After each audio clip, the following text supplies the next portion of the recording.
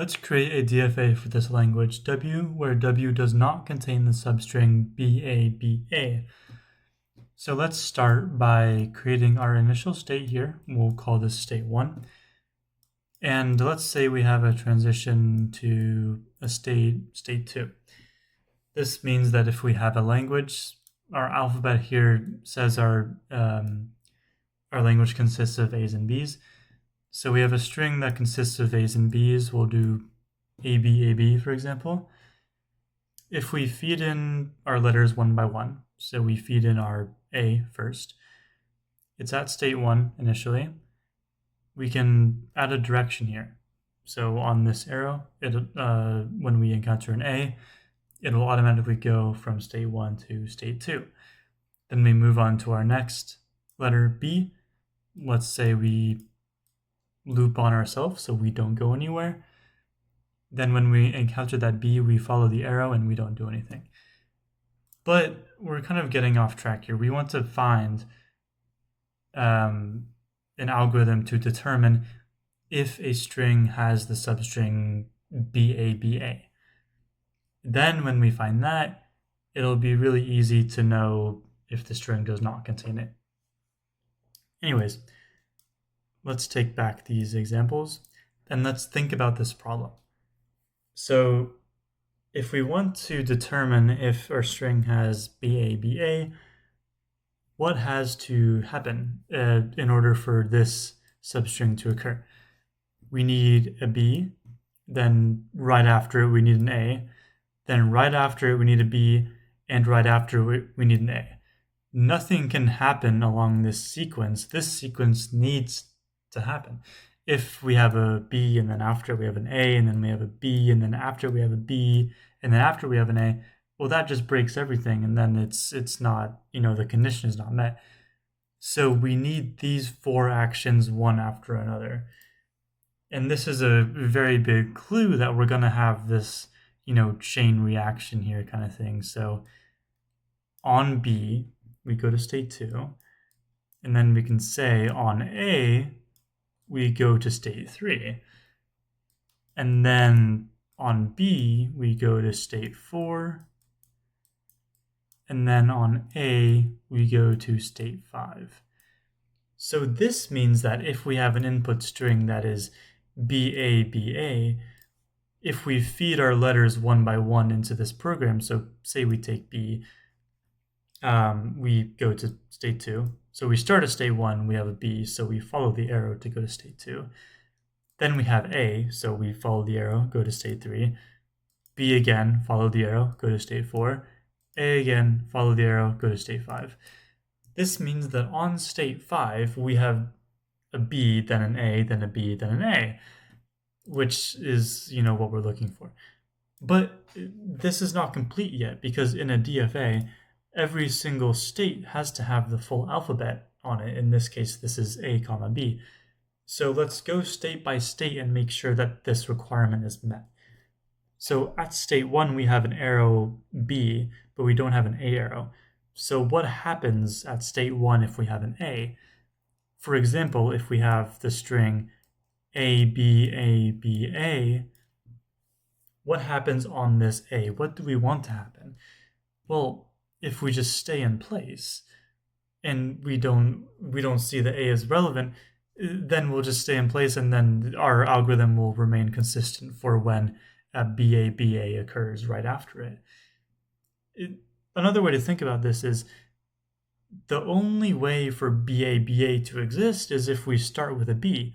So if we're not starting with a B, we don't want to do anything. So we can loop on state 1 on A. Essentially, if we have an A on state 1, we are not going to move anywhere. Okay, let's go to state 2 now. We have an A arrow, but we don't have a B arrow coming out of state 2. So what do we want to do when we encounter a B on state 2?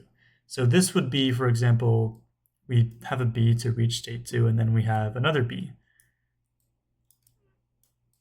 What happens now? So this is one scenario. We can have this, or we can have B, B, B, for example. What do we want to happen on both of these?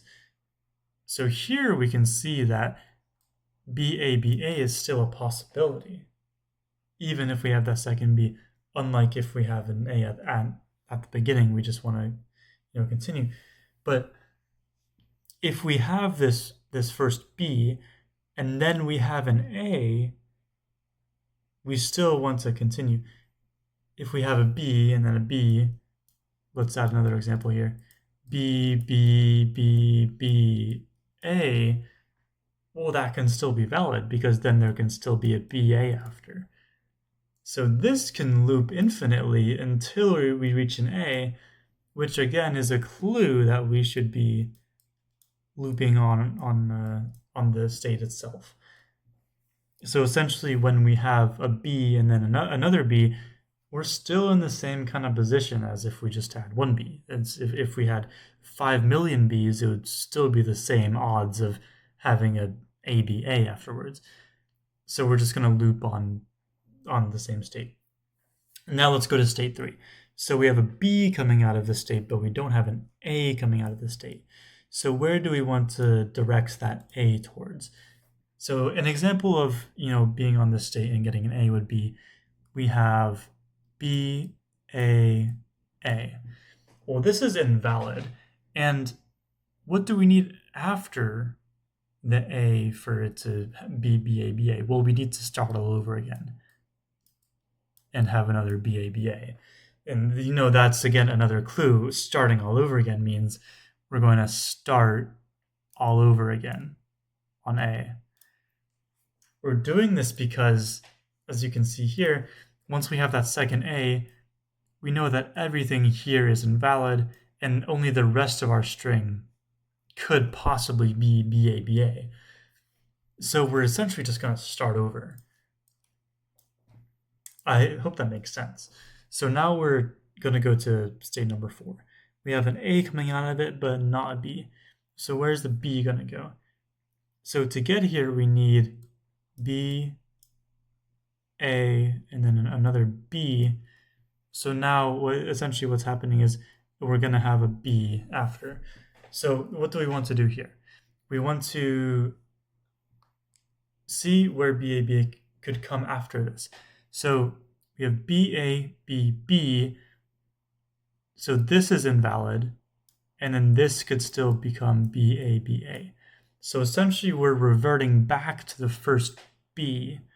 So we're going to want to draw our arrow back to where our first B is located. So remember, if we have one B in our program, we're going to be on state 2. So what's the difference between, a B being at the beginning or a B being somewhere in the middle of the program?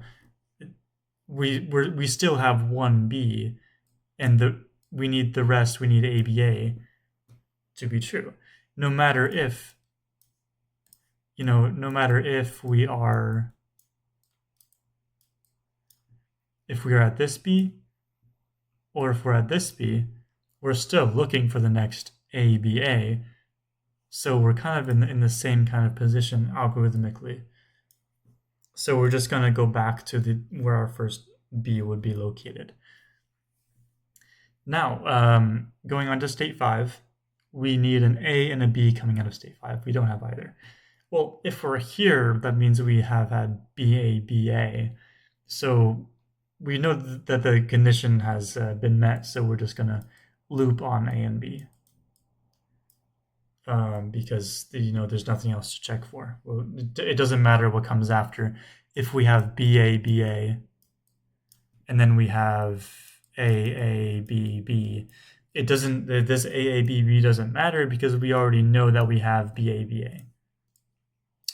Anyways, our language here says that W should not contain the substring BABA. So we've seen that if we get to state 5, that means that we have the string BABA, but our language does not want it. This means that we should have every state except state 5 as an except state. You can write an except state by, drawing a second circle over each state. So as long as we don't reach state 5, we're perfect. That means our string satisfies the condition here. Because remember, if we're on state 5, that means BABA is present, but we don't want BABA to be present, so all these are except states. Now let's test this for a few strings, input strings. So we can do the obvious BABA. Let me write these in orange actually to switch it up. So we can do the obvious BABA. We can do a bunch of A's. We can do a blank string. We can do a bunch of B's. We can do BABA kind of hidden in the string. So BBA, BAA. See what happens. You can do many more. I recommend you test more than this to make sure that your DFA is correct. But for the sake of brevity, I'm just going to do these test cases here. So we're going to start with BABA. So on the first B, we go to state 2. Then on A, we go to state 3. Then on B, we go to state 4. And on A, we go to state 5. Our string is BABA, which is not valid, and it's not an except state, so that makes sense. For our next one here, we have AAA. So our first A, we stay in place. Second A, we stay in place. Third A, we stay in place. Our substring does not have BABA, and it is an except state, so that makes sense. We have an empty string. We have nothing. We are currently on state 1, and we do absolutely nothing, which is an except state. Does our string have BABA? No, it does not, and it's an except state, so that makes sense. Next, we have BBB. So here we have our first B, we go to state 2. Then our second B, we loop on ourselves, and then on 3, we loop on ourselves again. So we're finishing at state 2. State 2 is an except state. Does our substring have BABA? No, it does not, so that makes sense. Now for this final one, BBA, BAA, we have our first B, we go to state 2. We have our second B, we loop on ourselves, we stay at state 2. We have our first A, we go to state 3. We have a B, we go to state 4. We have an A, we go to state 5. And we have an A, we loop on ourselves, so we stay at state 5. This has BABA, which means it should not accept, and we are on a not accept state, so that makes sense. So this is the DFA for the language. W does not contain the substring BABA with the alphabet AB. I hope this helps, and I hope it made sense. Good luck on whatever you're using this knowledge for. And please comment if you have any questions. I try to answer all questions, so please let me know. And thank you for watching.